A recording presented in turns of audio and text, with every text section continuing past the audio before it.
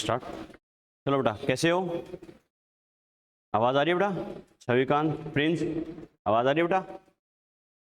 पीछे वाला लाइट बंद कराओ, पीछे वाले बंद कर दो लाइट। चलो बेटा, ठीक है भाई, शाबाश प्रिंस, अपने स्टाइल में हैं। चलो बेटा, अपना जो लास्ट लेक्चर हुआ था बेटा, उसमें हम बात कर रहे थे क्या, अपन प्रोटॉन की बात कर रहे थे बेटा। ओके, प्रोटॉन को अपन कंटिन्यू करते हैं। प्रोटॉन के अकॉर्डिंग अगर अपन बात करें तो फंडामेंटल पार्टिकल्स की अपन बात कर रहे थे, तो इलेक्ट्रॉन तो हमने कंप्लीट पॉइंट डिस्कस कर लिए थे। सेकंड पॉइंट की बात करते हैं बेटा, प्रोटॉन। हेडिंग तो आपने लिख रखी है, उसी को कंटिन्यू करते हैं। ओके ठीक है बेटा, जैसे प्रोटॉन के लिए अपन ने क्या कहा था, इसकी डिस्कवरी किसने की थी? गोल्डस्टीन ने की थी। कैसे की थी? एनोड रेज एक्सपेरिमेंट और कैनाल रेज एक्सपेरिमेंट से की थी बेटा। ठीक है, प्रोटॉन नेम किसने दिया था? रदरफोर्ड ने दिया था। फिर अपन ने कहा था प्रोटॉन का चार्ज क्या होता है? प्लस 1.6 मल्टीप्लाई बाय 10⁻⁻19 कूलम, और इसका मास क्या होता है? 1.67 मल्टीप्लाई बाय 10⁻27 किलोग्राम, या 1.67 मल्टीप्लाई बाय 10⁻24 ग्राम होता है, या फिर क्या होता है बेटा? 1.008 AMU। याद है ना? क्लियर है? यहां तक हमने डिस्कस किया था, लास्ट में यही पॉइंट डिस्कस किया था ना, यही किया था बेटा। चलो यहाँ तक कोई दिक्कत? चलो बेटा, उसके आगे बात करते हैं। आपको याद है बेटा, लास्ट लेक्चर में जैसे हमने कहा था सिंगल प्रोटॉन का चार्ज क्या होता है, मास क्या होता है, ये तो ठीक है, लेकिन मैंने लास्ट में कहा था 1 मोल प्रोटॉन का चार्ज और मास पूछे तो मैंने कल बताया भी था बेटा, आपको सोल्व करके देखना है आपका आंसर क्या आता है, फिर देखते हैं क्या आंसर आता है। ठीक है, चलो 1 मोल प्रोटॉन का चार्ज क्या होगा? अभिषेक कितना है था? कितना? हाँ, 1 मोल प्रोटॉन का चार्ज 1 फैराडे। छविकांत, प्रिंस कितना आया था? 1 मोल प्रोटॉन का चार्ज। ठीक है, मास तो ठीक है, चार्ज कितना आया था? चार्ज कितना आया था और मास कितना है अभिषेक तुम्हारा? मास कितना आया? 1.008 ग्राम में आएगा बेटा वो तो। ठीक है बेटा, 1 फैराडे और इतना बेटा। ठीक है, वेरी गुड। तो बच्चों देखो, बात करते हैं कैसे करना, क्या करना। Very good. तो क्या करेंगे बच्चों, देखो चार्ज ऑफ है, क्या कह सकते हैं? Charge of 1 mole proton. Charge of 1 mole proton. अपने एक ही बात कही बेटा, रटने की जरूरत नहीं है। अपने क्या कहा था बच्चों, आपको क्या करना है, बस एक प्रोटॉन का कितना होता है और 1 मोल का मतलब कितने प्रोटॉन होते हैं, बस दो चीजें ध्यान है, उसके बाद तो सीधी वैल्यू पुट करके कैलकुलेशन ही करनी है बेटा। ओके ठीक है, हमें पता है 1 प्रोटॉन का चार्ज कितना होता है? 1.6 मल्टीप्लाई बाय 10⁻⁻19 कूलम। क्लियर? 1 मोल पूछा है, मतलब कितने प्रोटॉन है बच्चों? Na प्रोटॉन है, तो एक प्रोटॉन का इतना, तो Na का मल्टीप्लाई बाई Na। क्लियर है? ठीक है, इसकी वैल्यू पुट करते हैं, और वैसे तो सोल्व करके देखने की जरूरत ही नहीं थी बेटा। क्या हमें पता है इलेक्ट्रॉन का भी तो चार्ज यही वैल्यू होती है, उसको भी Na से मल्टीप्लाई करके 96500 कूलम यानी 1 फैराडे आया था, सेम वैल्यू वही तो आएगी। वो माइनस में, तो ये किस में आ जाएगा? प्लस में आएगा बेटा, सीधी सी बात है। तो क्या करेंगे, 1.6 multiply by 10⁻⁻19 multiply by Na होता है, हमें पता है 6.023 मल्टीप्लाई बाई 10⁻23 कूलम। ठीक है, इसको सोल्व करने पर कितना आया था? 96500 कूलम, या फिर कितना आया था बेटा? 1 फैराडे। क्लियर है? ठीक है, अब बच्चों बात करेंगे क्या, इसके मास के बारे में। तो अपन क्या कह सकते हैं, mass of 1 mole proton. 1 mole proton के मास की बात करें तो हमें पता है बच्चों 1 प्रोटॉन का मास कितना होता है? 1.67 मल्टीप्लाई बाय 10⁻⁻24 ग्राम। ध्यान रखना बच्चों, ग्राम में यूनिट यूज करेगा। ठीक है बच्चों, और मल्टीप्लाई बाय 1 मोल का चाहिए, मतलब मल्टीप्लाई बाय क्या करूंगा? Na करूंगा। तो यहां से अपन क्या कह सकते हैं, 1.67 मल्टीप्लाई बाय 10⁻⁻24, और ये क्या हो जाएगा? 6.023 मल्टीप्लाई बाय 10⁻23 ग्राम। क्लियर है? ठीक है, इसे अगर सोल्व करें बच्चों, देखो वही अपनी अप्रोक्स वाली टेक्निक से कर लेना।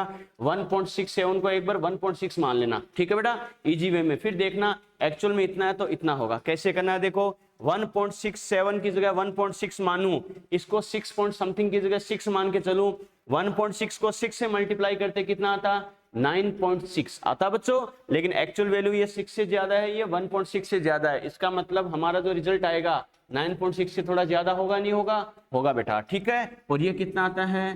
10.08 समथिंग, यानी 10 के आसपास आता है, एग्जैक्ट आता है 10.08। क्लियर है? ठीक है, और मल्टीप्लाई बाय देखो बेटा, -24 प्लस 23 यानी कितना हो गया? -1 हो गया बच्चों, ग्राम में हो गया। क्लियर है? ठीक है, तो देखो 10⁻⁻1 से मल्टीप्लाई करेंगे तो 1.008 ग्राम। समझ में आ गया? Yes or no? ठीक है बेटा, चलो नोट करो।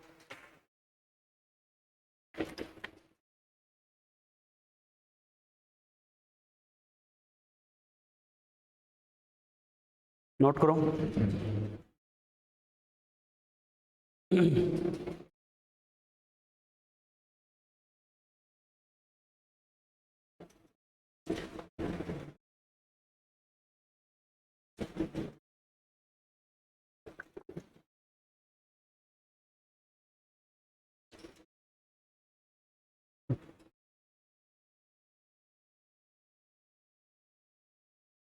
कर लिया?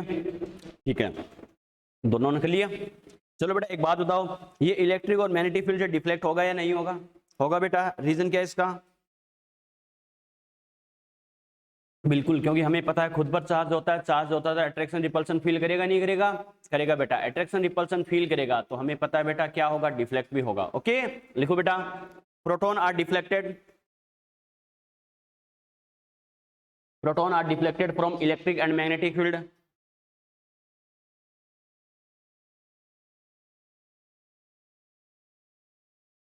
Proton are deflected from electric and magnetic field.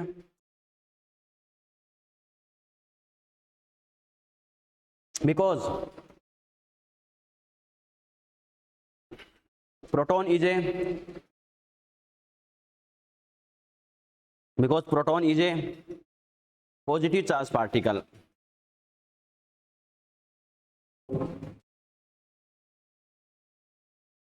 Because proton is a positive charge particle. ठीक है बेटा। चलो ये तो हमने बेसिक सी बात की। अब बच्चों देखो हाइड्रोजन एटम से, जैसे कल एक बच्चे ने पूछा भी था, हाइड्रोजन एटम के रेस्पेक्ट में मैंने कहा था अब 1 बाय 1 इसकी सारी प्रॉपर्टी अपन को डिस्कस करनी है। तो हाइड्रोजन एटम के रेस्पेक्ट में अपन बात करें तो बेटा एक चीज ध्यान रखना, क्या? The mass of proton. क्या कहा? The mass of proton. Proton is an ionised hydrogen atom. Proton को क्या कहते हैं? एन आयनाइज्ड हाइड्रोजन एटम कहते हैं बच्चों। ओके, इसका रीजन क्या है बच्चों? 10th तक की साइंस की बुक में आपने पढ़ा होगा, एसिड वो होते हैं जो प्रोटॉन डोनेट करते हैं। Yes or no? अरे ऐसा पढ़ा क्या? एसिड क्या होते हैं? जो प्रोटॉन है डोनेट करे। क्लियर है? ठीक है बेटा। एक्चुअल में क्या होता है? एसिड क्या करता है, जैसे आगे अपन पढ़ेंगे एसिड क्या होता है, बेस क्या होता है। तो एसिड क्या होता है? सपोज ब्रो जैसे HCl है, ये ब्रेक होके क्या करेगा? H+ + Cl-। क्लियर? यहाँ अपन क्या कहते हैं? एसिड होते हैं H+ डोनेट करते हैं या प्रोटॉन डोनेट करते हैं। तो एक्चुअल में जो प्रोटॉन होता है बच्चों, उसको रिएक्शन में क्या लिखा जाता है? H+ की फॉर्म में लिखा जाता है। सीधा P नहीं लिखते, इसे क्या लिखते हैं? H+ की फॉर्म में लिखते हैं। इसका रीजन क्या है बच्चों? क्योंकि जब हाइड्रोजन आयनाइज्ड फॉर्म में होगा, आयनाइज मतलब क्या? आयन। मैंने क्या कहा? आयनाइज मतलब क्या? आयन की फॉर्म में। आयन का मतलब क्या है? प्लस या माइनस चार्ज होना। और हमें पता है हाइड्रोजन पर कौन सा चार्ज ज्यादा आता है बेटा? अरे H+ +1 आता है बेटा, तभी तो इसको फर्स्ट के साथ लिखते हैं बेटा, लिथियम सोडियम पोटेशियम के साथ। याद है ना? ठीक है बेटा। तो क्या करेंगे? प्रोटॉन क्या है? एक आयनाइज्ड हाइड्रोजन एटम भी बोला जाता है। क्यों? जब हाइड्रोजन की आयनाइज्ड फॉर्म होती है तो उसमें क्या होता है? ओनली एंड ओनली 1 प्रोटॉन है प्रेजेंट होता है। ओके, कैसे होता है बेटा? देखो समझना इस बात को। फॉर एग्जांपल मैंने लिखा है ओनली, मैंने हाइड्रोजन लिखा है, इसको आप प्रोटॉन बोल सकते हो क्या? नहीं बेटा, ये प्रोटॉन नहीं है। इसका रीजन क्या है समझना, जब हाइड्रोजन होगा तो इसमें 1 इलेक्ट्रॉन होता है, 1 प्रोटॉन होता है और न्यूट्रॉन का नंबर 0 होता है। बच्चा कहेगा सर ये कैसे होता है? बिल्कुल बेटा, अपन 1 बाय 1 डिस्कस करेंगे सब कुछ, इनका नंबर कैसे कैलकुलेट करना है, क्या करना है। ओके ठीक है बेटा। देखो हाइड्रोजन एटम क्या होता है? जब एक इलेक्ट्रॉन का लॉस करते हैं, मैं इसमें से माइनस बोल रहा हूं, माइनस का मतलब क्या? इसमें से माइनस होना, लॉस होना बेटा। ठीक है, जब एक इलेक्ट्रॉन का लॉस करते हैं तो हमें पता है एक इलेक्ट्रॉन का लॉस करेगा तो इसमें चार्ज क्या आएगा? +1 चार्ज आता है बेटा। क्लियर? ठीक है, जब एक इलेक्ट्रॉन का लॉस कर दिया तो ये बताओ बेटा इलेक्ट्रॉन कितने बच गए? 0। क्लियर है? प्रोटॉन कितना हो गया? प्रोटॉन तो 1 ही है, प्रोटॉन का एक्सचेंज होता है क्या? नहीं बच्चों। ओके, और न्यूट्रॉन, न्यूट्रॉन तो पहले से बेटा क्या है? 0 है ये। क्लियर है? इसका मतलब जब ये H+ की फॉर्म में आया, H+ की फॉर्म में आया तो देखो इसमें पहले इलेक्ट्रॉन 1 था, अब क्या आ गया? प्रोटॉन 1 था, अब इलेक्ट्रॉन 0 हो गया, प्रोटॉन के ओनली एक प्रोटॉन बच गया। तो जब ये H+ की फॉर्म में है तो हमें पता है इलेक्ट्रॉन भी 0, न्यूट्रॉन भी 0, ओनली एंड ओनली क्या बच गया? एक प्रोटॉन बच गया। इसका मतलब है क्या करेंगे? जो प्रोटॉन होता है उसको H+ की फॉर्म में लिख देते हैं। क्यों बेटा? क्योंकि जब हाइड्रोजन H+ की फॉर्म में होता है, आयन की फॉर्म में होता है, तो क्या होता है? उसमें ओनली एक प्रोटॉन ही प्रेजेंट होता है। इलेक्ट्रॉन न्यूट्रॉन तो पहले से 0 होता है और एक H+ की फॉर्म में आने के लिए एक इलेक्ट्रॉन का लॉस भी कर चुका है। क्लियर है? ओके ठीक है बेटा। तो लिखो बेटा प्रोटॉन इज, नेक्स्ट स्टेटमेंट लिखो, proton is an ionised hydrogen atom.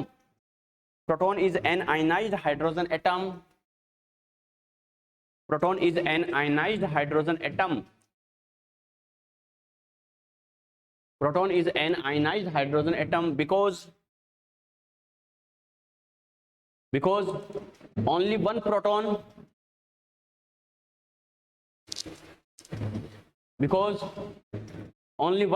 occur in ionized form of hydrogen,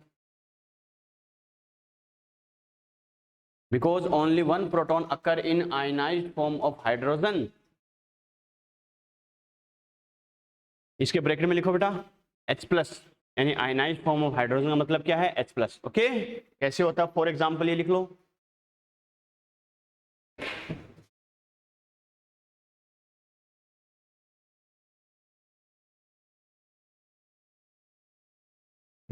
only one proton occur in ionized form of hydrogen.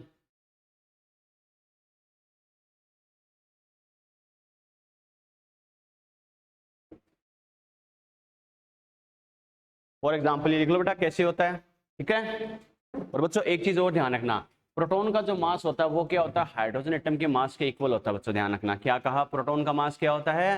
Hydrogen atom के मास के इक्वल होता है। ओके, आपको याद है बच्चों अपन ने कहा था मास नंबर, जैसे अपना फर्स्ट लेक्चर था उसमें अपन ने क्या कहा था? मास नंबर क्या होता है बेटा? प्रोटॉन न्यूट्रॉन के सम। अरे प्रोटॉन न्यूट्रॉन का नंबर का सम, ठीक है बेटा। इसका मतलब न्यूट्रॉन तो 0 ही होता है इसमें, इसका मतलब इसमें कितना प्रोटॉन है? ओनली एक प्रोटॉन है। इसका मतलब मास नंबर का मतलब क्या होता है? मास नंबर यूज कैलकुलेट करने में किसका यूज करते हैं? प्रोटॉन न्यूट्रॉन का यूज करते हैं। क्लियर? न्यूट्रॉन तो इसमें 0 ही होता है, इसमें ओनली क्या है? प्रोटॉन। इसका मतलब एक प्रोटॉन का जो मास होगा वही तो क्या होगा? हाइड्रोजन का मास होगा बेटा। समझ में आ गया? क्लियर? तो ये ध्यान रखना। तो क्या कहेंगे? मास ऑफ प्रोटॉन क्या होता है? यानी हाइड्रोजन एटम के मास के इक्वल होता है बच्चों। क्लियर है? ठीक है बेटा, लिखो बच्चों, लिखो मास of proton, mass of proton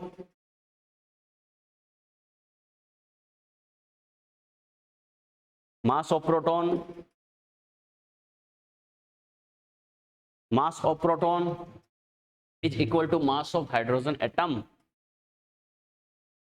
Mass of proton is equal to mass of hydrogen atom. Mass of proton is equal to mass of hydrogen atom. Clear है? ठीक है बेटा। तो क्या लिखेंगे बच्चों? देखो कैसे, mass of proton is equal to क्या होगा? Mass of hydrogen atom. इसका रीजन मैंने बता ही दिया बच्चों।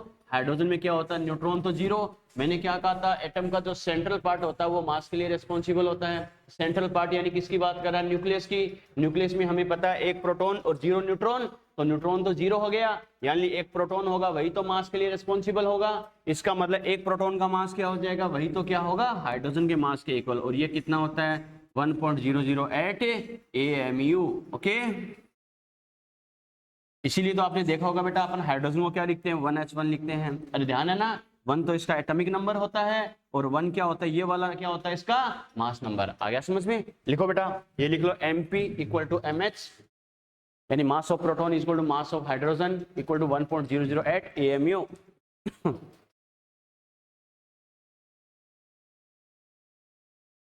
लिख लिए?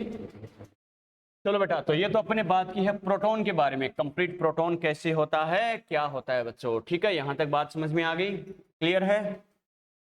चलो बेटा देखो, अब बात करते हैं बेटा किसके बारे में? थर्ड फंडामेंटल पार्टिकल के बारे में, न्यूट्रॉन। नंबर 3 लिखो बेटा, न्यूट्रॉन N। न्यूट्रॉन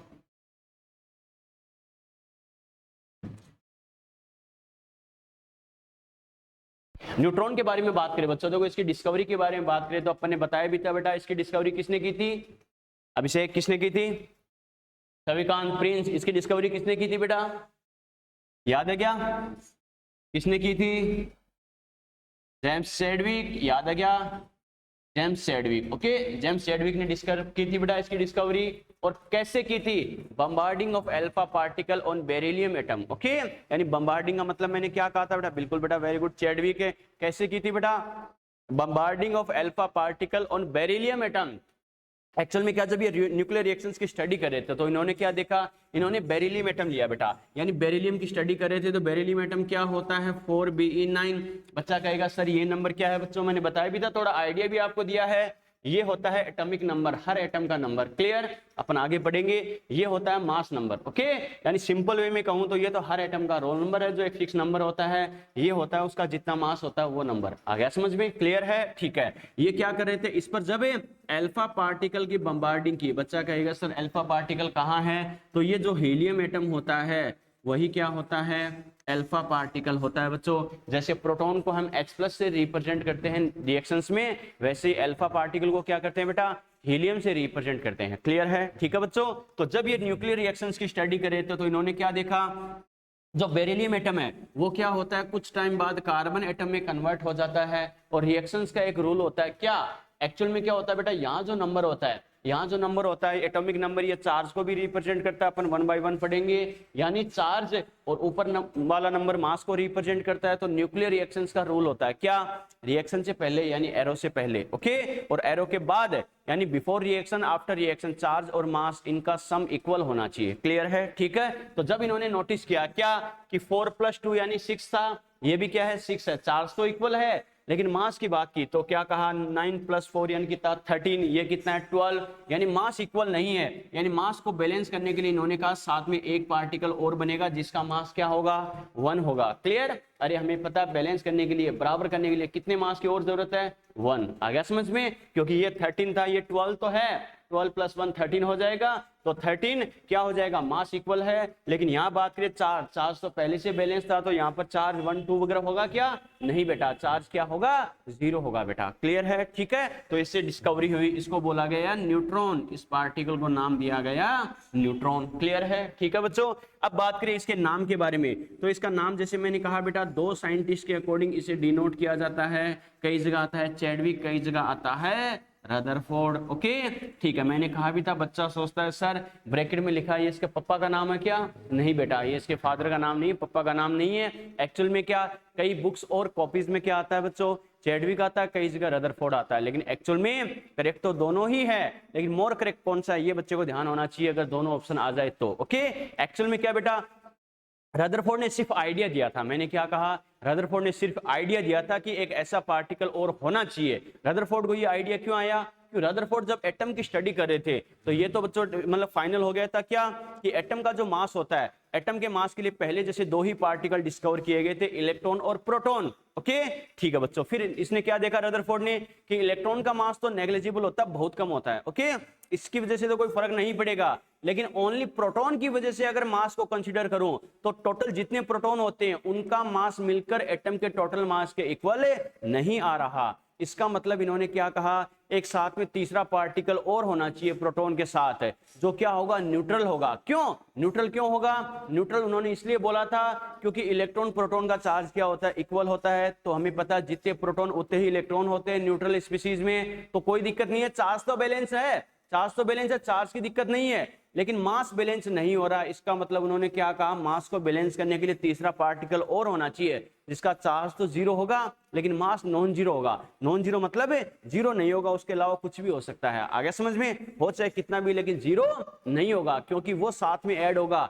तभी क्या होगा, जो प्रोटॉन है और वो एक्स्ट्रा पार्टिकल है उनका मास मिलकर एटम के मास को बैलेंस करेंगे। ओके, जैसे सिंपल वे में मैं कहूं बेटा, जैसे मान लो इस टेबल पर मैं बात करूं, ये टेबल पे मान लो बच्चों पानी की बोतल रखी है, मान लो और भी कई सारी चीज रखी है बेटा। ओके, जैसे आपको पता नहीं है, जैसे मैं कहूं बेटा इस टेबल पर मान लो टोटल वेट है 1 kg, इस टेबल पर जो वेट लग रहा है वो टोटल क्या है 1 kg है, और पानी की बोतल का जो वेट है वो मैं बोल लूं 500 ग्राम है बेटा। ओके, इसका मतलब जो टेबल है इस बेंच पर बेटा टोटल वेट तो कितना आ रहा है 1 kg यानी 1000 ग्राम, और बोतल है उसका वेट कितना है 500 ग्राम। इसका मतलब आप क्या कहेंगे, सर अगर टेबल पर अगर टोटल वेट 1000 ग्राम है, ठीक है 1 kg है, और ओनली बोतल की वजह से अगर 500 ग्राम है, इसका मतलब है बोतल के साथ में एक कोई दूसरा पार्टिकल भी साथ में रखा हुआ है जो क्या करेगा, टोटल मास को बैलेंस करेगा। बोतल का मास प्लस वो जो दूसरा पार्टिकल जो भी रखा है बेटा वो साथ में मिलकर क्या हो जाएंगे 1 kg मास बनाएंगे। समझ में आ गया मेरा कहने का मतलब क्या है, यस और नो, क्लियर है। वैसे ही रदरफोर्ड ने सिर्फ आइडिया दिया था क्या,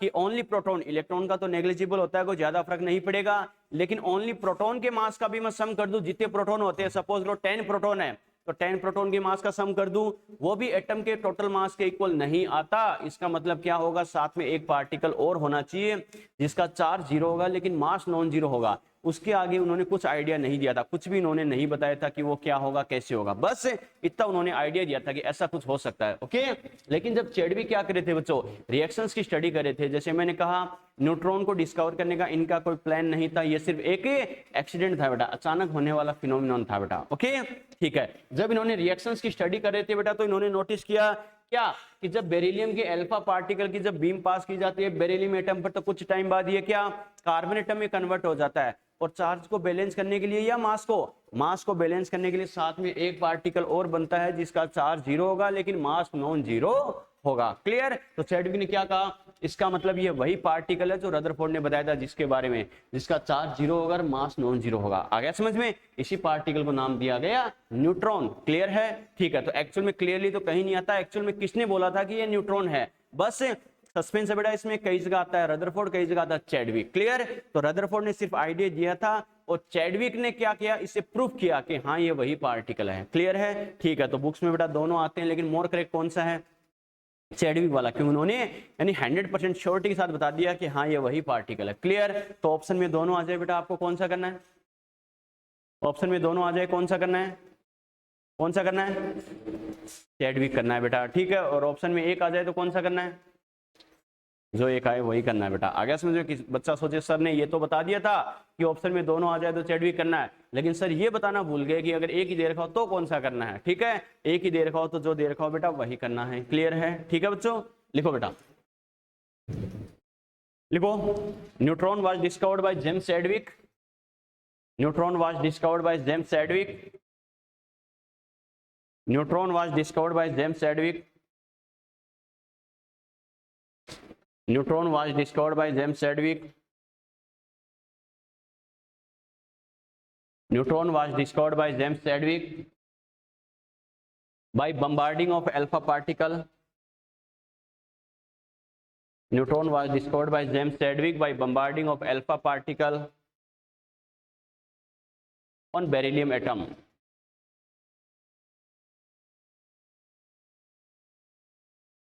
on beryllium atom,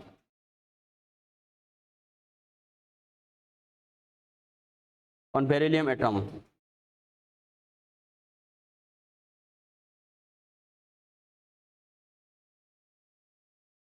ठीक है, ये लिख लो बेटा, रिएक्शन लिख लो। फॉर एग्जांपल ये लिख लो,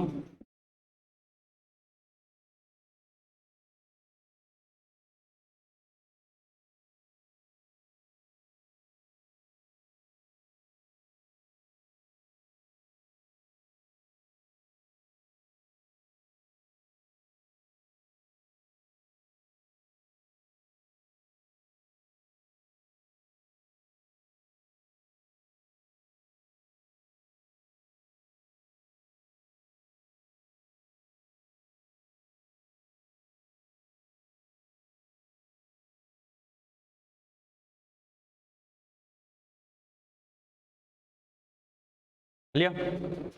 ठीक है, लिख लो, neutron name given by Chadwick, और साथ में इसके पापा का नाम भी लिख लेना। ठीक है, रदरफोर्ड।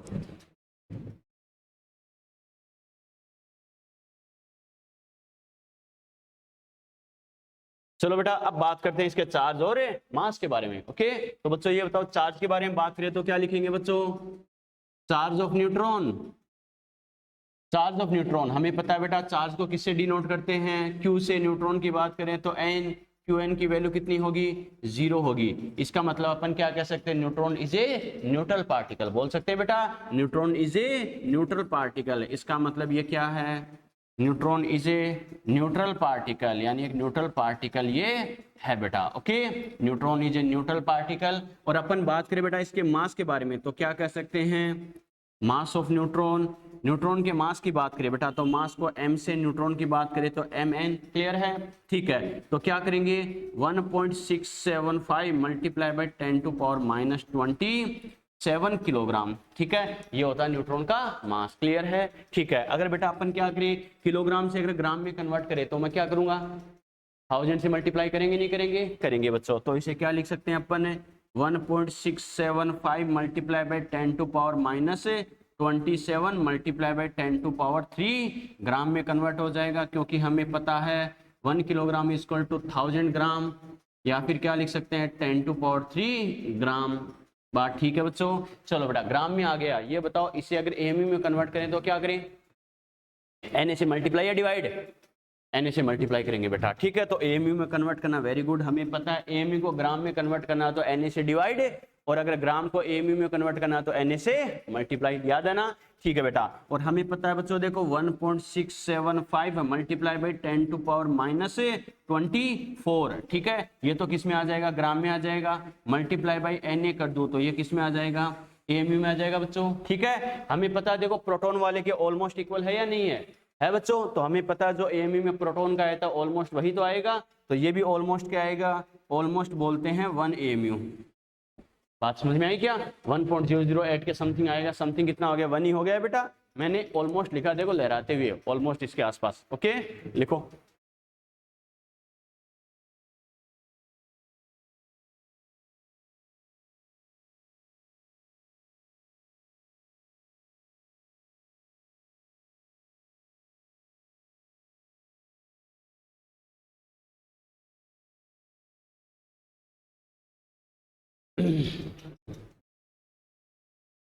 चलिए बेटा ठीक है बच्चों, ये बताओ प्रोटॉन न्यूट्रॉन के मास को अगर हम कंपेयर करें तो क्या कह सकते हैं, सविकांत प्लीज तुम भी आंसर दे सकते हो। प्रोटॉन को न्यूट्रॉन के मास से अगर कंपेयर करें तो क्या कह सकते हैं, दोनों इक्वल होंगे, एग्जैक्ट इक्वल होंगे, अप्रोक्स इक्वल होंगे, या फिर थोड़ा सा ये कम ये ज्यादा होगा, क्या कह सकते हैं,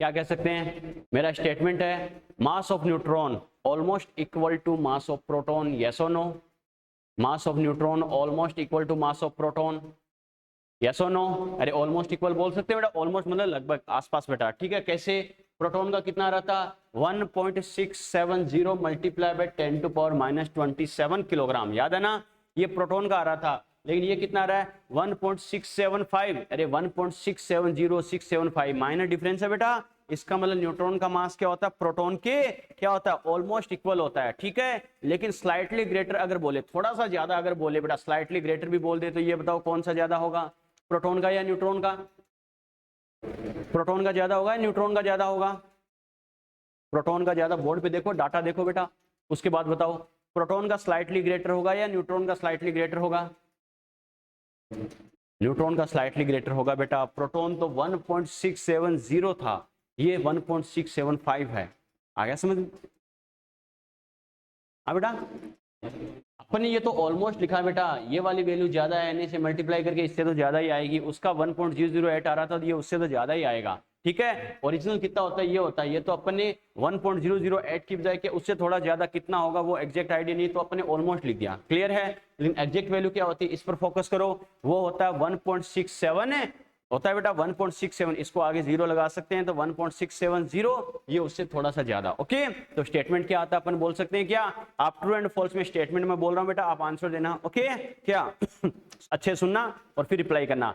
मास of neutron is almost equal or slightly less than mass of proton, yes or no, yes or no. Prince Savikant तुम भी आंसर दो बेटा, नो बेटा, वेरी गुड, ठीक है। फिर मैं बोलूं mass of proton almost equal or slightly greater than mass of neutron, yes or no, yes or no, ठीक है बेटा। फिर मैं बोलूं mass of neutron almost equal or slightly greater than mass of proton, yes or no, ठीक है। या फिर मैं बोलूं mass of proton almost equal or slightly less than mass of neutron, yes or no, बिल्कुल बेटा ये भी ठीक है। मैंने क्या बोला है, आपको घुमा फिरा कई टाइप से पूछ सकता है, कंपटीशन यही तो होता है बेटा, आते हुए भी गलत करवा देना। दिमाग में सेट क्या रखना है, क्या प्रोटॉन न्यूट्रॉन का मास ऑलमोस्ट इक्वल भी होगा, लेकिन न्यूट्रॉन वाला चिन्ह से ज्यादा होता है, स्लाइटली ग्रेटर समझते हो ना, थोड़ा सा ज्यादा बेटा, माइनर डिफरेंस होता है, थोड़ा सा ज्यादा, लेकिन कौन सा होगा, न्यूट्रॉन वाला ही होगा, क्लियर है, ठीक है बेटा। लिखो स्टेटमेंट, लिखो लिखो मास of neutron,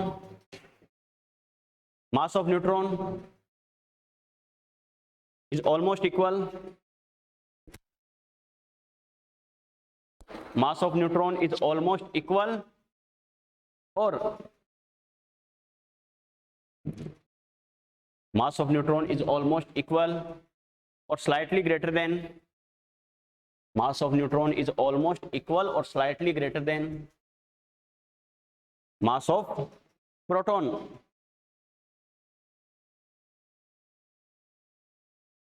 mass of proton, लिख लिए। चलो बेटा एक चीज और ध्यान रखना, ये बताओ ये इलेक्ट्रिक और मैग्नेटिक फील्ड से डिफ्लेक्ट होगा क्या? Yes or no? क्यों बेटा? क्योंकि ये न्यूट्रल पार्टिकल, अपने क्या कहा, इलेक्ट्रिक मैग्नेटिक फील्ड में डिफ्लेक्ट होने के लिए क्या करना पड़ता है बेटा? अट्रैक्शन रिपल्सन फील करना पड़ता है। अट्रैक्शन रिपल्सन कब फील होगा? जब सेम नेचर का चार्ज पास आएगा या दूर जाएगा। सेम नेचर या अपोजिट नेचर का चार्ज क्या होता है, खुद के पास आता है तो कभी अट्रैक्ट कभी रिपेल। वो कब होता है? सेम या अपोजिट नेचर का चार्ज पास या पास आना। लेकिन सेम नेचर या अपोजिट नेचर कब बोल सकते हैं? जब कम से कम खुद की कोई स्पेसिफिक नेचर हो। Yes or no? अरे खुद की कोई स्पेसिफिक नेचर हो तभी तो बोल सकते हैं ये चार्ज इसके जैसा है या इसके अपोजिट है। Yes or no? ये तो बेटा बिल्कुल ही न्यूट्रल है, जैसे डेड बॉडी वाली कंडीशन मैंने बताई थी बेटा। अपन नॉर्मल रोड पे चलते हुए क्या करेंगे, अच्छे से बात करें या उसे थप्पड़ मार दे तो हमें बहुत अच्छा रेस्पॉन्स मिलता है, नहीं मिलता? मिलता है बच्चों, क्लियर। लेकिन डेड बॉडी की बात करें, और प्रिंस और छविकांत तुम तो बेटा दोनों एक साथ तो बेटा एक दूसरे को थप्पड़ मार के देख सकते हो, तो पता चल जाएगा कि ये चार्ज पार्टिकल है। ओके, यानी हमें बहुत अच्छा रिप्लाई मिलेगा, नहीं मिलेगा? बहुत अच्छा रिप्लाई मिलता है बेटा। ओके, लेकिन ये तो डेड बॉडी की तरह बेटा, डेड बॉडी को अपन वही बात है गले लगाए या थप्पड़ मारे कोई फर्क पड़ेगा क्या? नो बेटा, क्यों? उसमें कोई चार्ज ही नहीं है, वो ठंडा हो चुका है। बात समझ में आ गई क्या? क्लियर। तो ये ध्यान रखना, इलेक्ट्रिक मैग्नेटिक फील्ड से डिफ्लेक्ट नहीं होता, क्योंकि ये कैसा है बेटा? न्यूट्रल पार्टिकल है। ओके, लिखो बेटा, लिखो neutron, neutron not deflected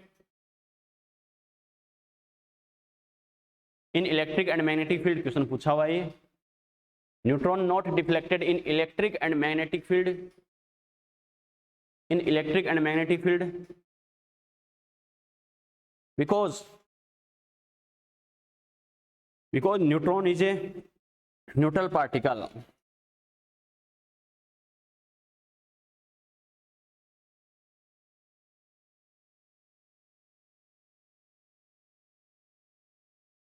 Neutron is a neutral particle.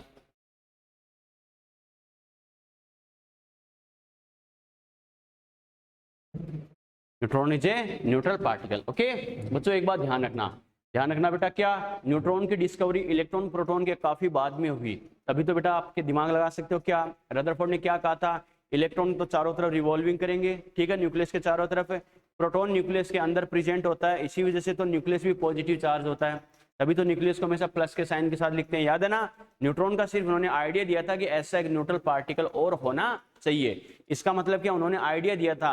Electron proton के बारे में तो एग्जैक्ट उन्होंने बता ही दिया था। इसका मतलब एक बात तो श्योर है, न्यूट्रॉन की डिस्कवरी प्रोटॉन इलेक्ट्रॉन के काफी बाद में हुई थी बेटा। अरे काफी बाद में, हमें पता उनसे पहले हो गई थी क्या?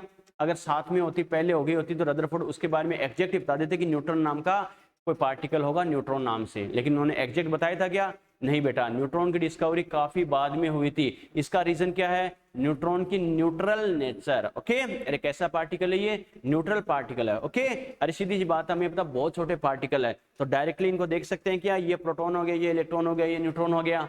क्या कर सकते हैं? साइंस की टेक्नोलॉजी के अकॉर्डिंग इनको मेजर कर सकते हैं बेटा, ठीक है। खाली अपना आइडिया लगा सकते हैं कि हाँ ऐसा कुछ है बेटा। कैसे? जैसे वही बात है, मोबाइल के टावर से रेडिएशन आ रही है, और अपनी वही बात है सिम कार्ड में नेटवर्क कनेक्ट हो रहा है बेटा। आपको जो रेडिएशंस आ रही है मोबाइल के टावर से, वो आते हुए हमें दिखाई दे रही है क्या? लेकिन साइंस के अकॉर्डिंग अपन दिमाग लगा सकते हैं ऐसा कुछ हो रहा है, टावर यहाँ पर है, इसका मतलब फुल रेंज शो कर रहा है, इसका मतलब वहां से कोई नेटवर्क की रेंज आ रही है और ये सिम से कनेक्ट होकर क्या मोबाइल काम कर रहा है। Yes or no? ठीक है बेटा, तो बस हम साइंस, इसी को तो साइंस कहते हैं, जो दिखाई नहीं देता लेकिन दिमाग से आप उसे समझ सकते हो। बात समझ में आ गई? क्लियर? ठीक है बेटा, देखो इलेक्ट्रॉन प्रोटॉन के बारे में तो आइडिया लग गया था। सपोज करो बेटा, कैसे? मान लो क्या होगा बच्चों, सपोज करो मैं मान लो कि किसी पॉजिटिव चार्ज पार्टिकल को क्या कर रहा हूं बेटा, मान लो इनके बीच में से पास, यहां से पास कर रहा हूं, ठीक है। यहाँ प्रोटॉन इलेक्ट्रॉन है, मुझे पता नहीं है, ठीक है बेटा। ठीक है, मैं क्या कहूंगा, देखो साइंस से कैसे आइडिया लगा सकते हैं बेटा, देखो थोड़ा सा मैथमेटिकली देखो, थोड़ा सोचो कैसे करना, क्या करना, फिजिक्स के रूल के अकॉर्डिंग। क्या मान लो मैं किसी पॉजिटिव चार्ज पार्टिकल को पास कर रहा हूं, ओके ठीक है। अब सपोज करो सडनली क्या होगा, पॉजिटिव चार्ज पार्टिकल इस तरफ अट्रैक्ट हो गया, उसने अपने आप अपनी डायरेक्शन चेंज कर ली। इसका मतलब साइंस के अकॉर्डिंग अपन दिमाग लगा सकते हैं क्या, पॉजिटिव चार्ज पार्टिकल स्ट्रेट जा रहा था लेकिन अचानक उसने राइट साइड में टर्न ले लिया, इसका मतलब राइट साइड में क्या है, नेगेटिव चार्ज पार्टिकल है। समझ में आ गया? इसका मतलब देखो हमें दिखाई नहीं दे रहा था लेकिन हमने आइडिया लगा लिया क्या, इसका मतलब इस साइड को नेगेटिव चार्ज पार्टिकल प्रेजेंट है। आ गया समझ में? ठीक है बेटा। अब मैं इसका अपोजिट बोलूं कि मान लो क्या, कोई नेगेटिव चार्ज पार्टिकल स्ट्रेट जा रहा था, ठीक है, अचानक उसने डायरेक्शन चेंज कर ली, मान लो लेफ्ट साइड में टर्न हो गया, इसका मतलब अपन क्या आइडिया लगा सकते हैं, इसका मतलब लेफ्ट साइड में क्या कोई पॉजिटिव चार्ज पार्टिकल प्रेजेंट है। आ गया समझ में? ये हमें कब पता चला? दिखाई नहीं दे रहा था लेकिन फिर भी हमने आइडिया लगा लिया। क्यों? क्योंकि हमें पता है साइंस के रूल के अकॉर्डिंग है, इसका मतलब है इसमें कोई चार्ज था तो ये अट्रैक्शन रिपल्सन फील करेगा, तो हम उसकी एग्जिस्टेंस का आइडिया लगा सकते हैं कि यहाँ पर ऐसा कोई चार्ज हो सकता है। क्लियर? ठीक है। लेकिन ये बताओ अगर इस साइड न्यूट्रॉन होता बेटा, न्यूट्रॉन होता दोनों साइड, तो ये बताओ इस पार्टिकल की तरफ मान लो कोई अट्रैक्शन या रिपल्सन फोर्स फील होता क्या? नहीं बेटा। और हमें पता चलता क्या यहाँ पर कोई पार्टिकल प्रेजेंट है? नहीं बच्चों। तो ध्यान रखना एक्सपेरिमेंट के अकॉर्डिंग इलेक्ट्रॉन प्रोटॉन तो अट्रैक्शन रिपल्सन फोर्स की एक्सपेरिमेंट की वजह से क्या आइडिया लग गया था कि यहाँ पर कोई पॉजिटिव चार्ज पार्टिकल है, यहाँ पर कोई नेगेटिव चार्ज पार्टिकल हो सकता है। ओके, लेकिन न्यूट्रॉन के बारे में कोई आइडिया ही नहीं लगाता क्योंकि कैसा होता है ये न्यूट्रल पार्टिकल है। बस रदरफोर्ड ने आइडिया दिया था कि ऐसा एक पार्टिकल होना चाहिए थे लेकिन प्रूफ नहीं कर पाए थे बेटा कोई भी। ओके, लेकिन जब चैडविक क्या करे थे, न्यूक्लियर रिएक्शंस की स्टडी करे थे, तो इन्होंने क्या किया, एक्सपेरिमेंटली सडनली इस बात को ऑब्जर्व किया कि इसका मतलब साथ में एक ऐसा पार्टिकल और बनेगा जो न्यूट्रल होगा। ओके, तो ये ध्यान रखना न्यूट्रॉन की डिस्कवरी काफी बाद में हुई थी बेटा, आफ्टर लॉन्ग टाइम। ओके, इसका रीजन क्या है? इसकी न्यूट्रल नेचर का होना। समझ में आ गया? क्लियर है बेटा? ठीक है, लिखो बेटा, स्टेटमेंट लिखो। देखो, neutron was discovered after a very long time. Neutron was discovered after a very long time. Neutron was discovered after a very long time. Neutron was discovered after a very long time due to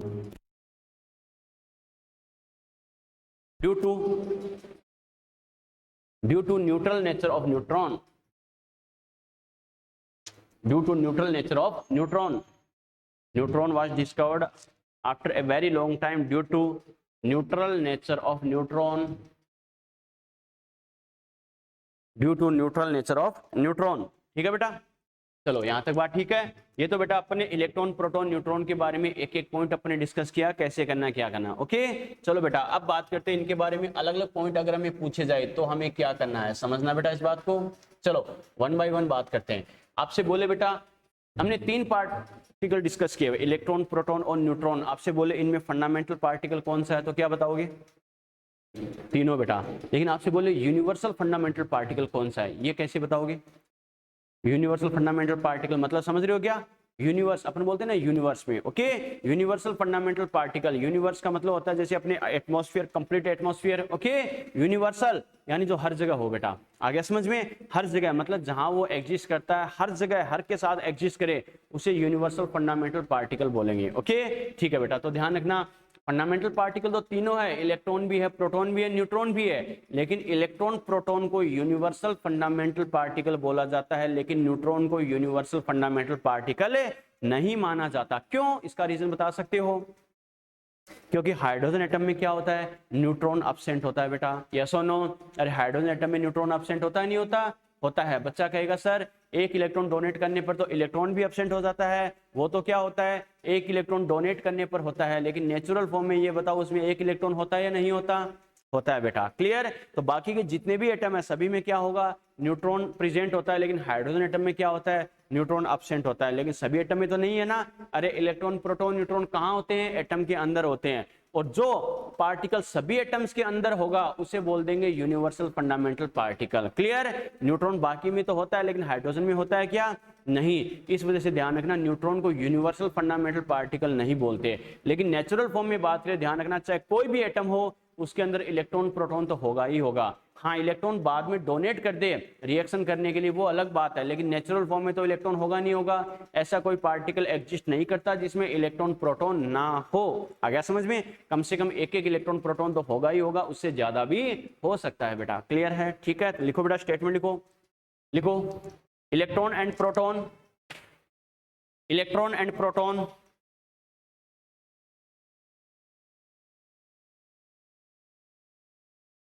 electron and proton are considered as universal fundamental particle. Electron and proton are considered as universal fundamental particle. Electron and proton are considered as universal fundamental particle, while neutron is not considered as universal fundamental particle. Neutron is not considered as universal fundamental particle.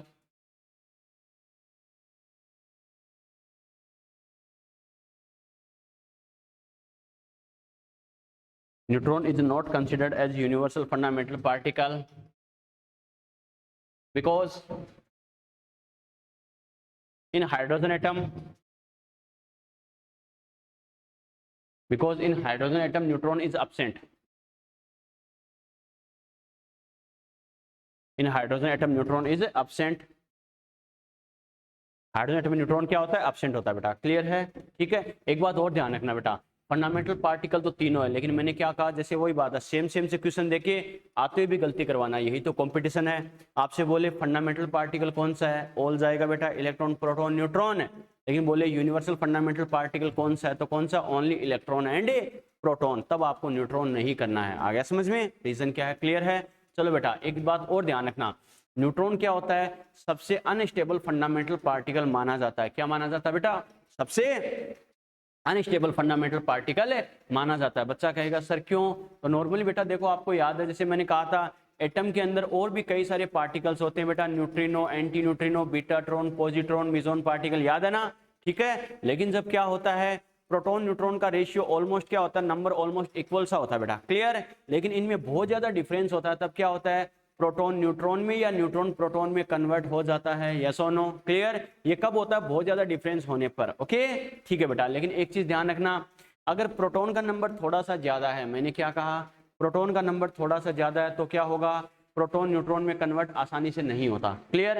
लेकिन neutron का number थोड़ा सा ज्यादा होते ही वो proton में convert हो जाता है। ओके, बच्चा कहेगा सर कैसे? तो इस बात को समझना बेटा, सेकंड पॉइंट जो हम डिस्कस कर रहे हैं इसको समझना। जैसे मैं बोलूं बेटा 1H1, 1H2, 1H3, ये तीन हाइड्रोजन के आइसोटोप होते हैं बेटा, ये तो ध्यान है ना? क्लियर? ठीक है। इन तीनों में इलेक्ट्रॉन की मैं बात करूं, इसमें 1 इलेक्ट्रॉन, 1 इलेक्ट्रॉन, 1 इलेक्ट्रॉन, ये तो सेम होता है। कैसे आया ये अपन बात करेंगे।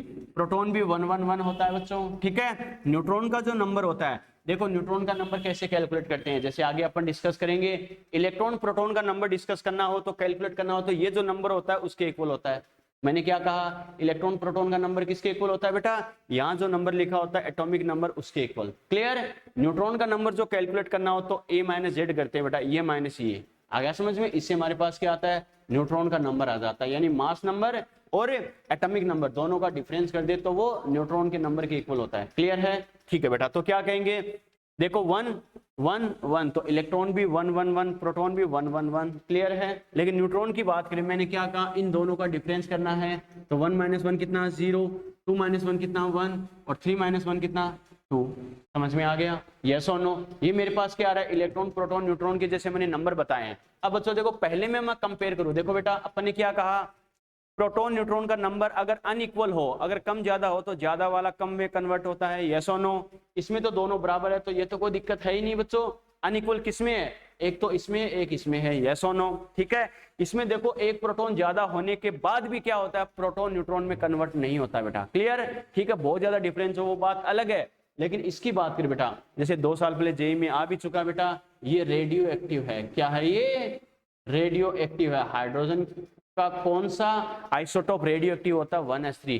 प्रोटियम, ड्यूटेरियम, ट्राइटियम बोलते हैं इनको, नाम सुना है ना? प्रोटियम, ड्यूटेरियम और ट्राइटियम। ओके, इसका मतलब क्या होता है, देखो बेटा इसमें एक प्रोटॉन है, 2 न्यूट्रॉन है, यानी न्यूट्रॉन प्रोटॉन से एक ज्यादा होते ही क्या होता है, ये इसमें कन्वर्ट होने लगता है बच्चों। ठीक है। इसमें देखो एक प्रोटॉन ज्यादा होने के बाद भी वो कन्वर्ट नहीं होता बेटा, ध्यान रखना। तो क्या कहेंगे, प्रोटॉन का नंबर थोड़ा सा ज्यादा है तब तो कोई दिक्कत नहीं है, लेकिन न्यूट्रॉन का नंबर प्रोटॉन से थोड़ा सा ज्यादा होते ही वो प्रोटॉन में कन्वर्ट हो जाता है।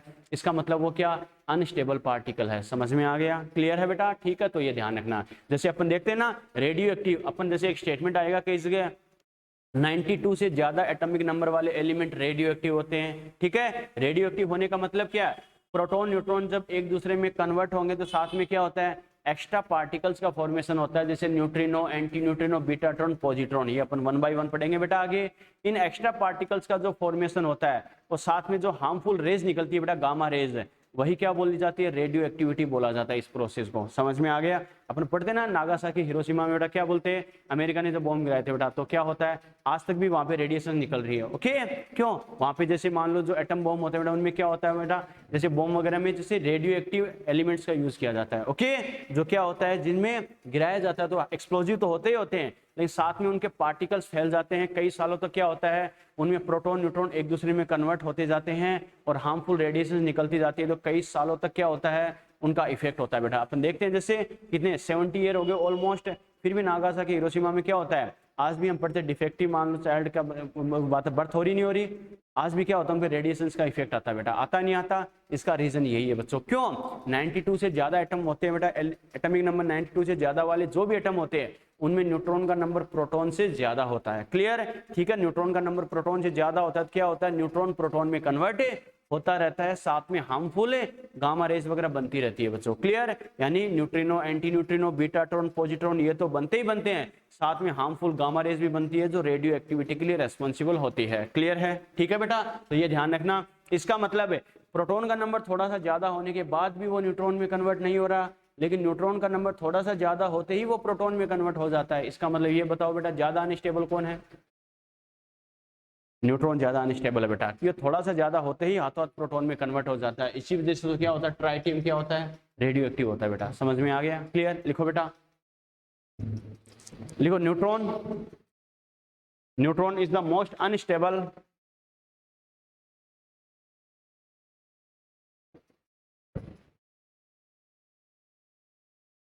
Neutron is the most unstable fundamental particle. Neutron is the most unstable fundamental particle. Neutron is the most unstable fundamental particle. ठीक है बेटा, चलो अब बात करें इनके मास को। अगर हम कंपेयर करें तो कौन सा सबसे हैवी, कौन सा सबसे लाइट फंडामेंटल पार्टिकल है। ओके, इसकी अपन बात करें बेटा, देखो नेक्स्ट पॉइंट डिस्कस करें तो अपन ने लिखा था इलेक्ट्रॉन का जो मास होता है वो अपन ने क्या लिखा था 9.1 multiply by 10⁻⁻28 gram. Yes or no? ग्राम में बेटा यही था और किलोग्राम में 31 था, तो ग्राम में कितना आ जाएगा -28। क्लियर है? ठीक है। अगर मैं बात करूं प्रोटॉन की तो ये मेरे पास कितना आया था 1.67 multiply by 10⁻⁻24 gram. Yes or no? होगा बच्चों? ठीक है। वही अपन बात करें न्यूट्रॉन की तो ये कितना आता है 1.675 मल्टीप्लाई बाय 10⁻24 ग्राम। क्लियर है बच्चों? चलो एक बात बताओ, ये बताओ तीनों में सबसे ज्यादा मास किसका होगा? सबसे ज्यादा किसका? सबसे ज्यादा किसका? न्यूट्रॉन का होगा बेटा। ठीक है, ध्यान रखना, आपको कई जगह कंपेयर करना पड़ेगा, तो आपको कंपेयर कैसे करना है इजी मेथड बता रहा हूं, कैसे करना है बेटा, समझना इस चीज को। सबसे पहले आपको कंपेयर करना है 10 की पावर से। किससे करना है? 10 की पावर से, क्योंकि 10 की पावर में अगर 2 का भी डिफरेंस आ जाएगा तो ध्यान रखना बच्चों सीधा 100 का डिफरेंस आ जाता है। क्लियर है? सबसे पहले जब किसी भी मान लो दो वैल्यू को आपको कंपेयर करना है, सबसे पहले क्या करना है 10 की पावर से कंपेयर करना है। अगर 10 की पावर इक्वल आ जाए तो उसके साथ वाली वैल्यू से कंपेयर करना है। ओके, कैसे बच्चों समझना, 10 to power -24, 10 to power -24, 10 to power -28, इसका मतलब इलेक्ट्रॉन वाला सबसे ज्यादा हो गया क्या? नहीं बच्चों, माइनस में ज्यादा, एक्चुअल में कम। आ गया समझ में? इसका मतलब मास का अगर मैं ऑर्डर लिखूं बेटा तो देखो कैसे करना, समझना इस बात को। इसका मतलब डिक्रीजिंग ऑर्डर लिखूं तो मास ऑफ इलेक्ट्रॉन तो सबसे कम आएगा। Yes or no? ये साइन समझते हो ना? ठीक है बेटा, इस साइड यानी ज्यादा एरिया कवर कर रहा है, मतलब ये वाला ग्रेटर है, इधर वाला देखो एक नोक है, कम होता जा रहा है, यानी ये लेस है। आ गया समझ में? क्लियर? इसका मतलब इलेक्ट्रॉन का तो सबसे कम होगा। अब मैं कंपेयर करूं किसको? प्रोटॉन और न्यूट्रॉन के मास को, तो मैंने क्या कहा सबसे पहले किसको कंपेयर करना है 10 की पावर को। 10 की पावर इक्वल आ जाए तो उसके साथ वाली वैल्यूज को कंपेयर करना है। ओके, कैसे बेटा? देखो 10 टू पावर -24, 10 टू पावर -24, इसका तो लफड़ा ही खत्म हो गया, ये तो सबसे कम है। 10 टू पावर -24, 10 टू पावर -24, इसका मतलब ये इक्वल है। अब किससे कंपेयर करना है? इसके साथ वाली वैल्यू से 1.67, आगे 0 मान सकते हैं, 1.675, इसका मतलब ये थोड़ा ज्यादा है या नहीं है? ये ज्यादा है बेटा। तो अपन क्या कह सकते हैं न्यूट्रॉन का ज्यादा, उससे कम किसका? प्रोटॉन का, और सबसे कम किसका? इलेक्ट्रॉन का। इसके बेसिस पे मैं एक स्टेटमेंट बोल रहा हूं, आप बताना बच्चों सही है गलत है। या neutron is the most heavy fundamental particle while electron is the most light fundamental particle. Yes or no? अरे सीधी सी बात है, तीनों फंडामेंटल पार्टिकल में न्यूट्रॉन का मास सबसे ज्यादा, इलेक्ट्रॉन का सबसे कम होता है बेटा। Yes or no? क्लियर है? ठीक है, ये लिखो बेटा, पहले ऑर्डर लिख लो ये values.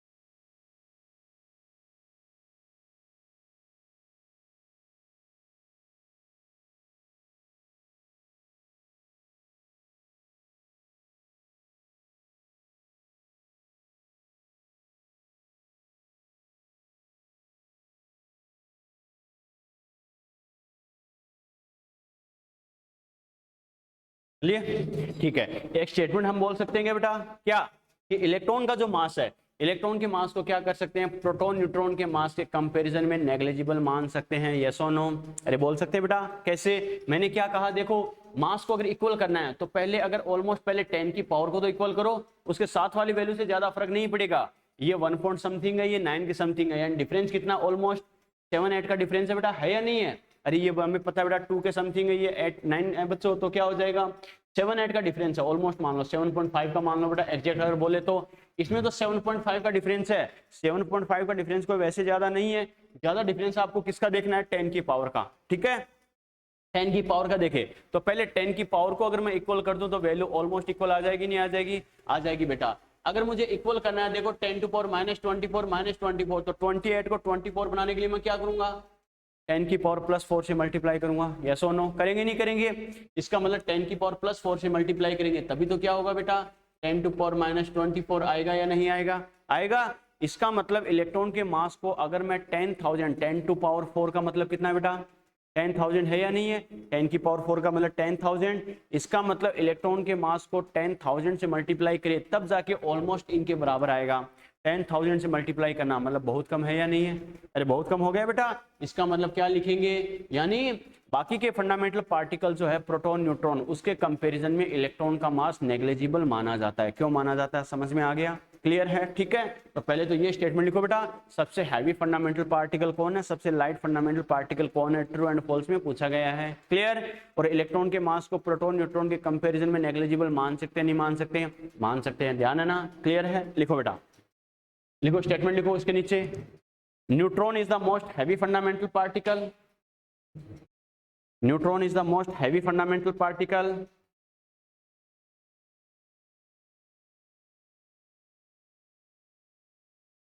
Neutron is the most heavy fundamental particle,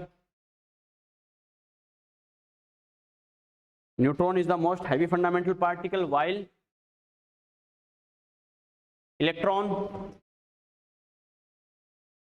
while electron is the most light fundamental particle. Neutron is the most heavy fundamental particle while electron is the most light fundamental particle. Most light fundamental particle.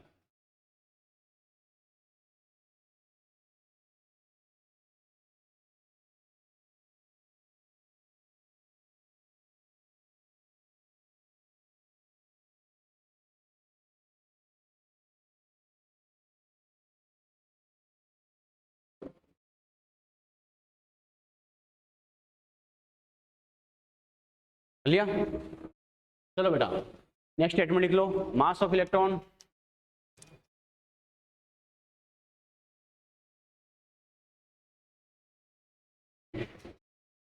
लिखो mass of electron can be considered negligible,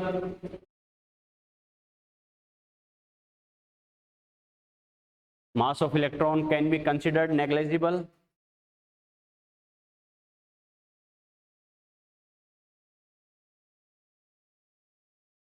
mass of electron can be considered negligible, compare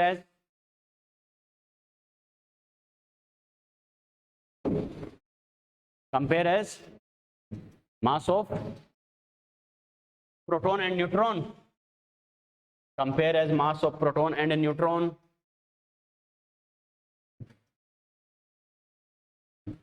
compare as mass of proton and neutron, यानी electron के mass को proton neutron के मास के comparison में negligible है माना जा सकता है। क्लियर है? ठीक है बेटा, चलो नेक्स्ट पॉइंट डिस्कस करते हैं बच्चों। देखो रेशियो समझना बच्चों, मैंने क्या बोला ये भी एग्जाम में पूछा गया है।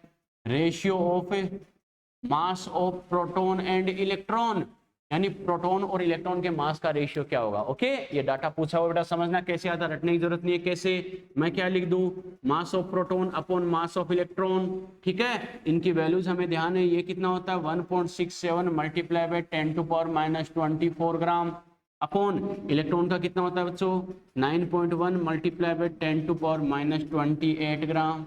Yes or no? अरे होता नहीं होता, ग्राम से बेटा ग्राम को उड़ा दो। अब हमें पता बच्चों देखो 10⁻24 -28 कितना बच गया, -4 बच गया ना। अरे कितना बच गया 10⁻⁴। Yes or no? ठीक है, ये अगर ऊपर जाएगा तो मैं क्या लिख सकता हूँ इसे 1.67 मल्टीप्लाई बाय 10⁻⁴ है वो प्लस का होगा नहीं होगा, प्लस का हो जाएगा। मैं कैसे कर रहा हूँ समझ रहे हो बेटा? ठीक है, अपॉन में क्या बच गया 9.1। क्लियर? ठीक है, अब वही अपना अप्रोक्स करने का तरीका बता। देखो अपॉन में 9 है, अपॉन में 9 है, 1.67 को डिवाइड करना थोड़ा टिपिकल है, लेकिन यहाँ पर अगर मैं 16.7 कर लूँ, 16.7 कर लूँ तो हमें पता है 18 के समथिंग हो जाएगा, और 18 से 9 इजीली डिवाइड होता नहीं होता। अरे होता है बेटा, इजीली डिवाइड हो जाएगा ना। इसका मतलब इसको मैं क्या बना रहा हूँ, ये लिख दूँ 1.67 से मैं क्या लिख रहा हूँ बच्चों इसको 1 यानी 16.7 ऐसे लिख दो बेटा, 16.7 लिख दो। समझ में आ रहा है कैसे कर रहा हूँ? ठीक है, अगर ये बताओ 16.7 बना दो तो 10 की पावर कितनी हो जाएगी, 3 होगी या 5 होगी? 3 होगी बेटा। इसमें एक 10 लेके इससे मल्टीप्लाई कर दो, या फिर इजी वे में कहूँ तो इसको हमने इंक्रीज कर दिया 1 पॉइंट समथिंग से 16 पॉइंट समथिंग बना दिया।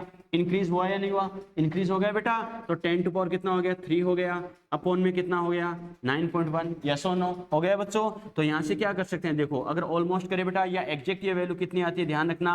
अगर हमें पता 18 होता अपॉन में 9, तो 18/9 कितना होता 2 आता बेटा। लेकिन 18 से कम है, 2 से थोड़ा कम आएगा नहीं आएगा, 2 से थोड़ा कम आएगा बेटा, तो ये आता है 1.837 एग्जैक्ट ये आता है। ठीक है बच्चों, मल्टीप्लाई बाय 10 टू पावर कितना हो गया 3 हो गया बेटा। क्लियर है? ठीक है, इसका मतलब मेरे पास यहाँ जो रेशियो आया बेटा इसके अकॉर्डिंग मैं क्या कह सकता हूँ, देखो समझना इस बात को, इसको 3 से मल्टीप्लाई करूँ तो क्या आएगा मास of proton upon mass of electron. अगर 10 टू पावर 3 से मल्टीप्लाई कर दे तो कितना हो जाएगा 1837।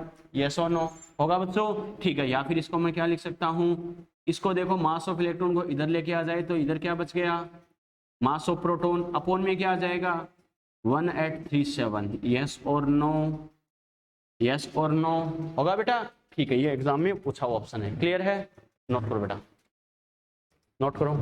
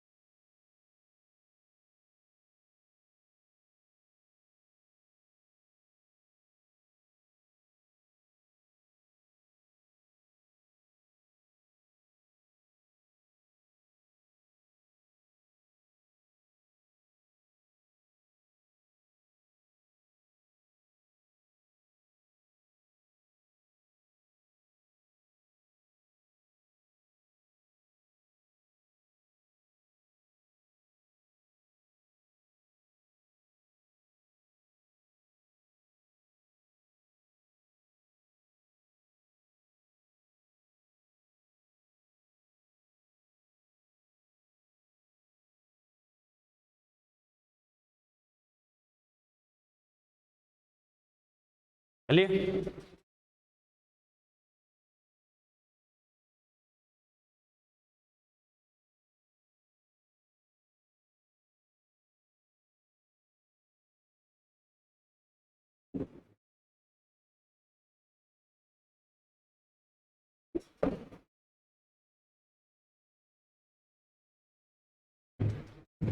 चलिए बेटा, चलो एक स्टेटमेंट लिखो बेटा, उसको एक्सप्लेन करते हैं। लिखो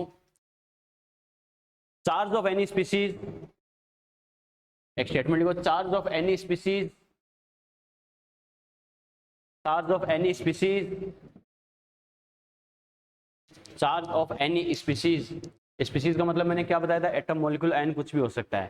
charge of any species is integer multiple of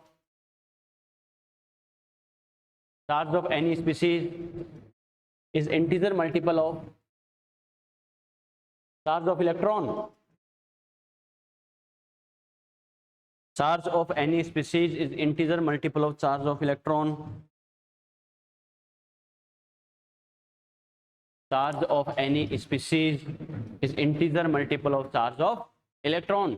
किसी स्पीसीज का चार्ज क्या होता है बेटा, इलेक्ट्रॉन के चार्ज का इंटीजर मल्टीपल होता है। पहली बात तो इंटीजर मल्टीपल का मतलब समझ रहे हो क्या, इंटीजर मल्टीपल समझ रहे हो क्या बेटा, यानी क्या, होल नंबर। आ गया समझ में, 1 2 3 की टर्म में होना, ना कि डेसिमल में। ओके ठीक है, बच्चा कहेगा सर कैसे, तो समझना बेटा, देखो फॉर्मूला क्या काम में लिया जाता है, Q equal to n multiply by e. समझना बेटा इस बात को, Q इक्वल टू क्या होता है, एन मल्टीप्लाई बाई ई। बच्चा कहेगा सर इसका मतलब क्या है, कैसे होता है समझना, तो यहाँ पे Q का मतलब क्या है, टोटल चार्ज ऑफ स्पीसीज। मैंने क्या कहा बेटा, total charge of species. Species मतलब चाहे एटम, मॉलिक्यूल, आयन, कुछ भी हो बेटा। ओके, स्पीसीज मतलब यहाँ पर क्या हो सकता है, यानी चाहे एटम हो, मॉलिक्यूल हो, चाहे आयन हो बच्चों, कुछ भी हो, उसका चार्ज, ये तो टोटल चार्ज हो गया। क्लियर, ठीक है। एन का मतलब यहाँ पर क्या है बच्चों, एन का मतलब होता है number of exchange of electron. मैंने क्या कहा, एन इक्वल टू क्या है, number of exchange of electron. आ गया समझ में,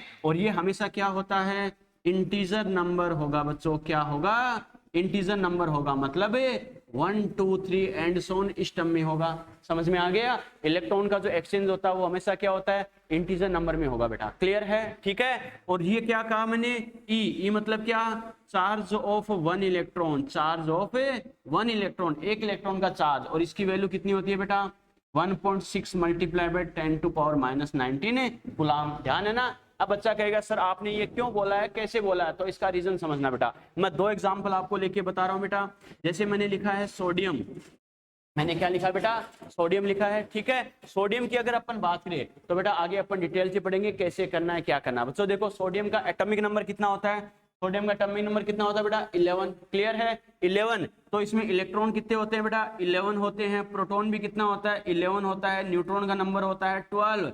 ये कैसे आएगा, ये अभी हमें सोचने की जरूरत नहीं है, हम सब कुछ पढ़ेंगे ये आगे। क्लियर, ठीक है। इसका जब हम क्या करते हैं बेटा, एंड कॉन्फ़िगरेशन लिखेंगे। इसका जब हम कॉन्फ़िगरेशन लिखेंगे, इसको मिटा के मैं ऐसे लिख रहा हूं बेटा, समझना इस चीज को।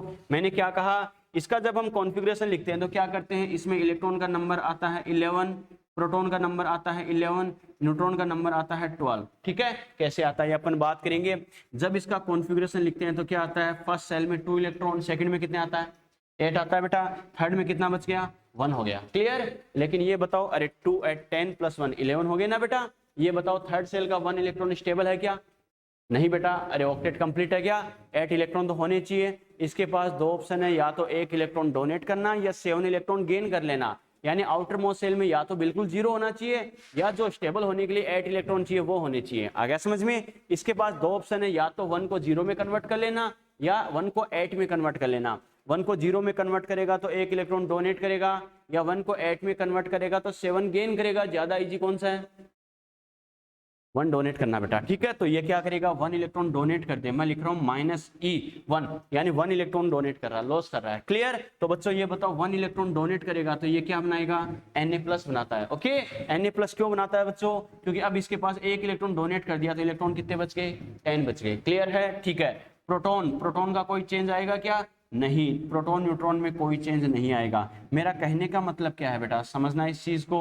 इसका मतलब देखो, इस पर +1 चार्ज आ रहा है। +1 चार्ज क्यों आ रहा है, क्योंकि इसने 1 इलेक्ट्रॉन डोनेट किया। इलेक्ट्रॉन का नंबर कितना हो गया, 10 हो गया। और प्रोटॉन कितना बच गया, वो तो उतना ही है बेटा, 11 का 11 है। यानी न्यूट्रल था तो इलेक्ट्रॉन प्रोटॉन का नंबर इक्वल था, लेकिन आयन की फॉर्म में आने पर 1 प्रोटॉन ज्यादा हो गया, नहीं हो गया, 1 प्रोटॉन ज्यादा हो गया। आयन की फॉर्म में क्यों आया है, अपने ऑक्टेट को, अपने इलेक्ट्रॉनिक कॉन्फ़िगरेशन को स्टेबल करने के लिए। क्लियर है। और जब ऑक्टेट को कंप्लीट करने के लिए, अपने कॉन्फ़िगरेशन को स्टेबल करने के लिए इसने 1 इलेक्ट्रॉन का लॉस किया है। इलेक्ट्रॉन 10 बच गए, लेकिन प्रोटॉन अभी भी कितने हैं, 11 है। इलेक्ट्रॉन के कंपेरिजन में 1 प्रोटॉन ज्यादा है या नहीं है, 1 प्रोटॉन ज्यादा है तो लिख दिया +1। ठीक है बेटा। चलो एक एग्जाम्पल जैसे अपन लिखते हैं, जैसे ऑक्सीजन का एग्जाम्पल लिए तो हमें पता है इसमें इलेक्ट्रॉन कितने होते हैं, 8 होते हैं, प्रोटॉन भी 8 होते हैं, न्यूट्रॉन भी 8 होते हैं। इनका नंबर सर ये कैसे आया, ये आपको अभी कंफ्यूज होने की जरूरत नहीं है, अपन सब कुछ पढ़ेंगे बेटा 1 बाय 1, क्लियर। लेकिन जब इसका कॉन्फ़िगरेशन लिखो, ये बताओ फर्स्ट सेल में कितने 2 इलेक्ट्रॉन, सेकंड में कितने 6, आ गया समझ में, 6 हो गए क्योंकि टोटल होते ही कितने 8 ही होते हैं, क्लियर है। ये बताओ अगर सेकंड सेल में इसके पास 6 इलेक्ट्रॉन है तो इसको 6 को 8 में या फिर 0 में कन्वर्ट करने के लिए क्या करेगा, या तो क्या करेगा 2 गेन करेगा या 6 डोनेट करेगा, ज्यादा इजी कौन सा है, 2 गेन करना बच्चों। तो क्या करेगा ये 2 इलेक्ट्रॉन गेन करेगा, मैं लिख रहा हूं +2 इलेक्ट्रॉन, समझ रहे हो ना, प्लस मतलब ऐड हो गई, इसमें गेन करेगा ये, क्लियर, ठीक है। अगर ये 2 इलेक्ट्रॉन गेन करेगा बेटा तो देखो ये बताओ इसमें पहले इलेक्ट्रॉन कितने थे 8 थे, 2 और गेन कर लेगा मतलब कितने हो गए 10 हो गए। प्रोटॉन में कोई चेंज होगा क्या, नहीं, प्रोटॉन न्यूट्रॉन में कोई चेंज नहीं होगा क्योंकि इनका एक्सचेंज नहीं होता। तो कहने का मतलब क्या है, पहले देखो प्रोटॉन न्यूट्रॉन का नंबर इक्वल था तो जितना पॉजिटिव चार्ज था उतना ही नेगेटिव चार्ज था, तो हमें पता नेट चार्ज 0 हो गया, अरे +8 -8 नेट चार्ज कितना 0। लेकिन इसने अगर अपने इलेक्ट्रॉनिक कॉन्फ़िगरेशन या ऑक्टेट को स्टेबल करने के लिए 2 इलेक्ट्रॉन गेन किए हैं तो टोटल इलेक्ट्रॉन हो गए 10, टोटल इलेक्ट्रॉन 10, प्रोटॉन कितने 8, इसका मतलब प्रोटॉन के कंपैरिजन में इलेक्ट्रॉन का नंबर 2 ज्यादा है या नहीं है, 2 ज्यादा है, तो इसे लिखते हैं -2 से, समझ में आ गया। तो मेरा कहने का मतलब क्या बेटा, सोडियम 1 इलेक्ट्रॉन डोनेट करता है तो बच्चों क्या होता है, इस पर चार्ज आता है +1, ऑक्सीजन 2 इलेक्ट्रॉन गेन करता है, चार्ज क्या आता है -2। चार्ज कितना भी आए आ किसकी वजह से रहा है, इलेक्ट्रॉन के एक्सचेंज की वजह से। एक्सचेंज मैंने बोला है, एक्सचेंज में मतलब डोनेट भी कर सकता है और गेन भी कर सकता है, वो उसकी नेचर पे डिपेंड करेगा कि डोनेट करेगा या गेन करेगा। समझ में आ रहा है मैंने क्या कहा, एक्सचेंज का मतलब क्या होता है बेटा, यानी एक्सचेंज ऑफ इलेक्ट्रॉन। एक्सचेंज का मतलब या तो डोनेट करना या गेन करना, दोनों ही कर सकता है, दोनों में से जो उसकी नेचर के अकॉर्डिंग उसे करना है वो कर सकता है। एक्सचेंज में दोनों आ गए, क्लियर, ठीक है। अगर इलेक्ट्रॉन डोनेट करेगा तो पॉजिटिव चार्ज आ जाएगा, नेगेटिव गेन करेगा तो नेगेटिव चार्ज आ जाएगा। ये बस समझने के लिए इतना होता है कि इलेक्ट्रॉन डोनेट करेगा मतलब नेगेटिव का लॉस कर रहा है तो बदले में खुद पर पॉजिटिव आ जाएगा, अगर गेन करेगा तो नेगेटिव चार्ज ही गेन करेगा तो खुद पर नेगेटिव आएगा। और इसका एक्चुअल रीजन क्या होता है ये मैंने आपको बता दिया, जितना प्रोटॉन ज्यादा होता है उतना प्लस हो जाएगा, जितना इलेक्ट्रॉन ज्यादा होगा उतना माइनस हो जाएगा। बात को समझ रहे हो बेटा। लेकिन मेरा कहने का मतलब क्या है, चाहे चार्ज प्लस आए चाहे माइनस आए, आएगा किसकी वजह से, इलेक्ट्रॉन के एक्सचेंज की वजह से, या तो डोनेट करने से या गेन करने से, समझ में आ गया। और इलेक्ट्रॉन का जो एक्सचेंज होगा वो हमेशा इंटीजर नंबर में होगा बेटा, बात समझ में आई क्या, कभी भी डेसिमल में होगा क्या, कभी आपने देखा गया इसने 1.2 इलेक्ट्रॉन डोनेट कर दिए, 2.5 गेन कर लिए, 3.6 डोनेट कर दिए, ऐसा कभी है क्या, नहीं बच्चों। इसका मतलब किसी स्पीशीज पर चार्ज कैसे आएगा, एक इलेक्ट्रॉन का चार्ज मल्टीप्लाई बाय कितने इलेक्ट्रॉन एक्सचेंज कर रहा है उनके चार्ज के इक्वल। कैसे, यहां पर +1 क्यों आ रहा है, क्योंकि मैंने क्या कहा, प्लस सिर्फ इस बात को डिनोट कर रहा है कि इसने लॉस किया है। मैंने क्या कहा, प्लस माइनस सिर्फ क्या करेगा, इस बात को रिप्रेजेंट करता है कि उसने लॉस किया है या गेन किया है। आ गया समझ में, प्लस माइनस के साथ वैल्यू कितनी है उससे पता चलता है कितने इलेक्ट्रॉन का लॉस या गेन किया है। आ गया समझ में,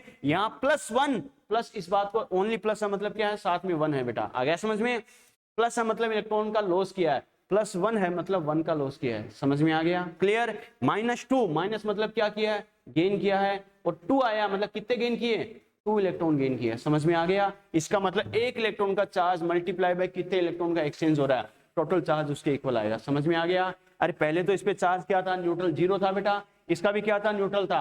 अब इस पर चार्ज क्या आएगा, एक इलेक्ट्रॉन के चार्ज के बराबर, इस पर कितना आ गया, 2 इलेक्ट्रॉन के चार्ज के बराबर, एन यानी एक इलेक्ट्रॉन के चार्ज से मल्टीप्लाई कर देंगे जितने इलेक्ट्रॉन का एक्सचेंज होता है उस नंबर से, समझ में आ गया।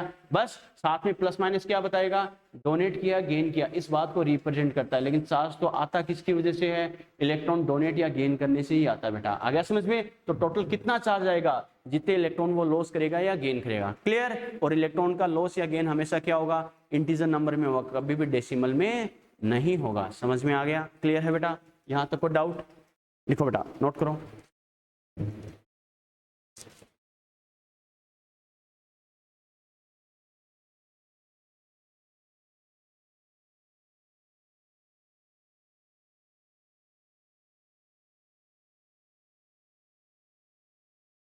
ये जो पॉइंट हमने लिखा बेटा इस पे क्वेश्चन भी बनेगा, नेक्स्ट लेक्चर में इस पर क्वेश्चन डिस्कस करेंगे, ठीक है।